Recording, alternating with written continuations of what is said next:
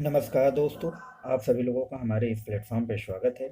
आज हम लोग पॉलिटी में बजट के बारे में समझने वाले हैं कि पॉलिटी में बजट का संविधान में हमारे बजट के बारे में क्या बताया गया है, या बताया गया भी है कुछ कि नहीं बताया गया है। तो इस बारे में हम लोग इस वीडियो में देखने वाले हैं। चलिए हम लोग शुरू करते हैं। बजट बजट शब्द का संविधान में कोई उल्लेख नहीं है। बजट शब्द का संविधान में क्या है, कोई उल्लेख नहीं है। बजट शब्द की जगह वार्षिक वित्तीय विवरण, याद रखना, क्या, बजट शब्द की जगह वार्षिक वित्तीय विवरण का उल्लेख किया गया है। क्लियर।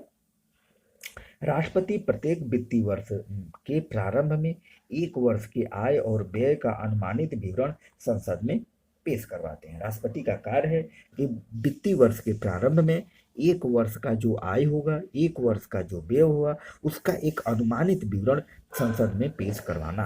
क्लियर।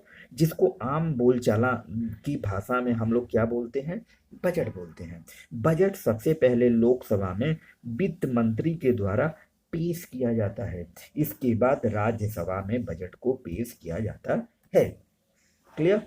पहले रेल बजट और आम बजट एक साथ पेश होते थे, लेकिन 1924 में एक वर्थ कमेटी की सिफारिश पर रेल बजट को आम बजट से अलग कर दिया गया। परीक्षा के दृष्टि से काफी इंपॉर्टेंट है। क्या है कि 1924 में एक वर्थ कमेटी कमेटी का नाम याद रखिएगा, की सिफारिश पर रेल बजट को आम बजट से अलग कर दिया गया। 2017 में रेल बजट को आम बजट के साथ फिर जोड़ दिया गया। कब? 2017 में। वर्तमान समय में रेल बजट को आम बजट के संग के साथ पेश किया जाता है। इस समय क्या है कि रेल बजट आम बजट एक साथ पेश किया जाता है। क्लियर। उसके बाद भारत में बजट के पिता जेम्स विल्सन हैं। बजट का पिता कौन है भारत में? James Wilson. क्लियर। अब देखो हम बात करते हैं सरकारी बजट की। सरकारी बजट में एक है राजस्व बजट, दूसरा है पूंजीगत पूंजीगत बजट। राजस्व बजट में राजस्व प्राप्तियां होती हैं कहाँ से? कर राजस्व से, गैर कर राजस्व से। और राजस्व व्यय में योजनागत राजस्व व्यय, गैर योजनागत राजस्व व्यय। ठीक। पूंजीगत बजट में पूंजीगत प्राप्तियां होती हैं, पूंजीगत व्यय होते हैं। पूंजीगत व्यय दो तरह के होते हैं, कौन कौन? योजनागत पूंजी व्यय और गैर योजनागत पूंजी व्यय। एक चीज और हम लोग समझ लेते हैं, बजट प्राप्तियां। हमें बजट के लिए कहाँ कहाँ से पैसे प्राप्त होते हैं। देखो राजस्व प्राप्तियां में एक होता है कर राजस्व और एक होता है गैर कर राजस्व, जिसको हम डायरेक्ट टैक्स और इनडायरेक्ट टैक्स बोलते हैं।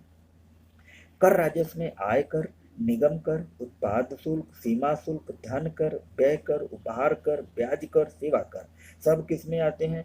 आयकर में आते हैं। गैर कर में प्राप्त ब्याज, लाभ तथा लाभांश, शुल्क तथा जुर्माना, विदेशी सहायता तथा अनुदान। पूंजीगत प्राप्तियां पूंजीगत प्राप्तियां में ऋण प्राप्तियां, ऋण की वसूली, सार्वजनिक उद्यमों के शेयर की बिक्री से प्राप्त आय। जो भी सार्वजनिक उद्यम के शेयर होंगे उससे बिक्री से जो प्राप्त आय होती है वो हमारी क्या कहलाती है? पूंजीगत प्राप्तियां कहलाती हैं। ठीक है। ये सब हमारी पूंजीगत प्राप्तियां हो गई। आई होप, मुझे उम्मीद है कि ये सारी चीजें समझ में आ गई होगी। क्लियर। राजस्व प्राप्तियां, पूंजीगत प्राप्तियां हमने बताया। राजस्व प्राप्तियां में कर राजस्व, गैर कर राजस्व बताया। कर राजस्व में क्या क्या आते हैं ये याद रखिएगा आप लोग। गैर कर राजस्व में क्या क्या आते हैं ये याद रखिएगा। अब पूंजीगत प्राप्तियां में ऋण प्राप्तियां, ऋण की वसूली और सार्वजनिक उद्यमों के सेवा से की बिक्री से प्राप्त आय की लघु बचतें जो होती हैं वो हमारी क्या होती हैं? पूंजीगत प्राप्तियां होती हैं।